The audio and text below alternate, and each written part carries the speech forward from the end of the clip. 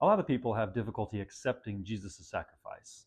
They'll say, why would a loving God, need a blood sacrifice? Why not forgive without the brutality? Well, very briefly put, because that would sidestep God's justice, which is something that we are actually really quick to forget about when we talk about this subject. But if I may, let me try to quickly expand with some context.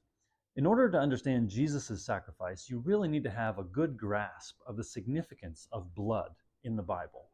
Scripture teaches that blood is effectively the liquid essence of a person's life. Right after the first murder occurs in Genesis 4, God says to Cain, who had killed his brother Abel, "What have you done?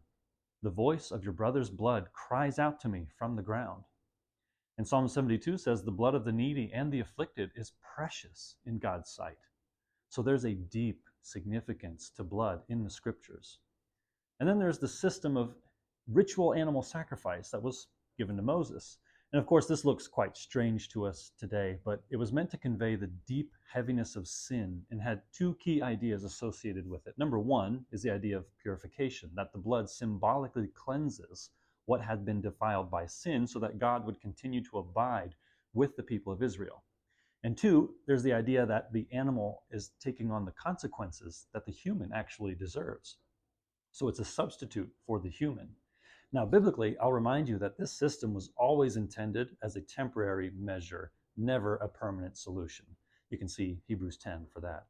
A way of thinking about it is sort of like the animal sacrifices really only paid for the interest, not the actual debt. So the underlying problem of sin hadn't been fully dealt with. Why Jesus' sacrifice is so significant is that he is that permanent solution. He defeats both sin and death with his sacrifice and resurrection. And in so doing, actually becomes the way we can now re-enter union with God and have that restored relationship.